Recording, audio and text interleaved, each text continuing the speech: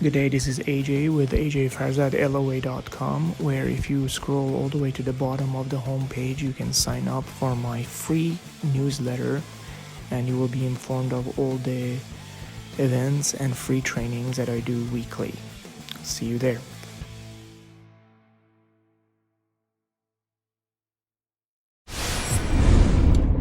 Good day. I want to talk about sales, but this can apply to almost anything, and we'll see how this video will come out as I am driving a little bit.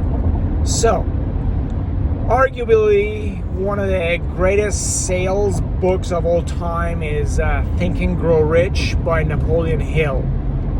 If you've seen any of my previous teachings, or have you been on my Facebook Live webinars, you'll know that Napoleon Hill, before publishing Think and Grow Rich, actually wrote a correspondence course that was called The Laws of Success, depending on which version, either in 13 or in 15 lessons.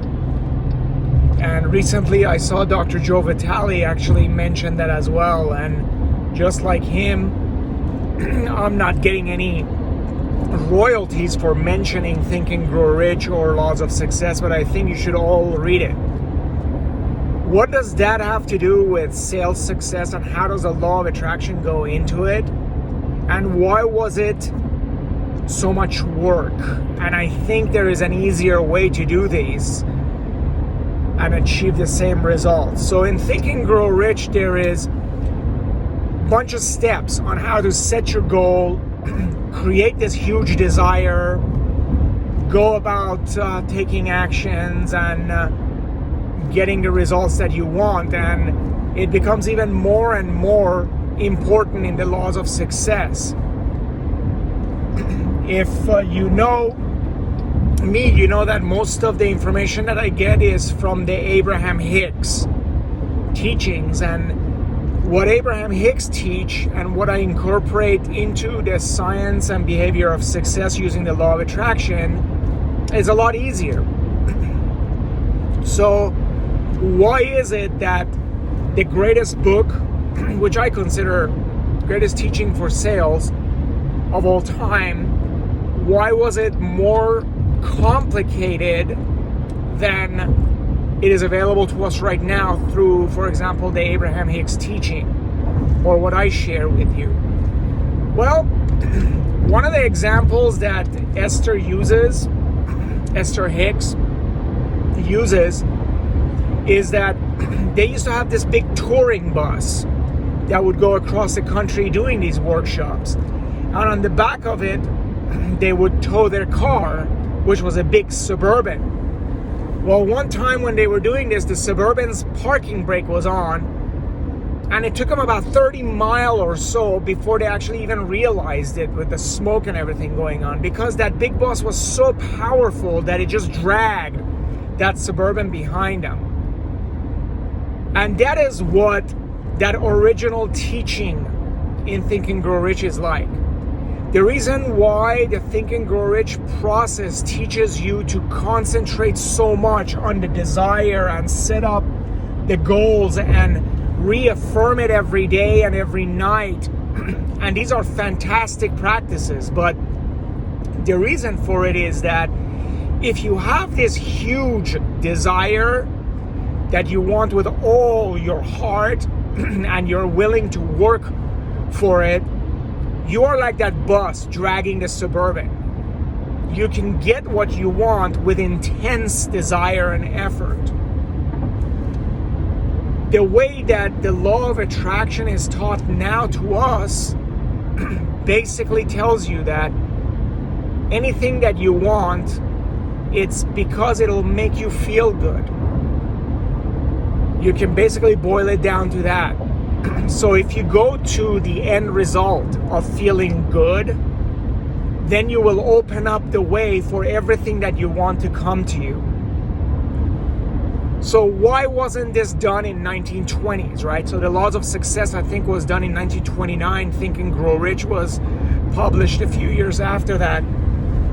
But you have to realize that the laws of success, actually Think and Grow Rich was published before the laws of success, even though the correspondence course was 3 to 5 years before Think and Grow Rich. And in Think and Grow Rich, there is no mention of the law of attraction, because the publishers told Napoleon Hill that the quote-unquote salesman of the day would not be interested in a training book that said things like the law of attraction or vibration or energy. So they didn't want that kind of information in the book, and they actually would not have published it. And that's why there is no mention of this law in Think and Grow Rich. And yet in the preceding work, there is all over that the laws of success is mentions of the law of attraction. So this is basically because of the society at the time and what they were ready for. It is very similar to the Buddha's teachings. You know, this is not a spiritual class, but it is very, very similar to how the Buddha taught his things, starting with, suffering and different steps of achieving and cleaning one's karma, all the way till the latter teachings, like the Lotus Sutra, in which he mentions that enlightenment is actually possible in one lifetime. But imagine, during the time where the Buddha was teaching, at first going to some serf class, lower class, and telling them that, of course, yeah, you can achieve enlightenment just like the emperor, or just like, nobody would have taken him seriously. They believed that they had to work hard. They believed that they had to clean and work and clean and their karmas. So what the Buddha used was expedient means, basically teaching to the level of the student. And so did Napoleon Hill. At the time, no pain, no gain, right? Hard work.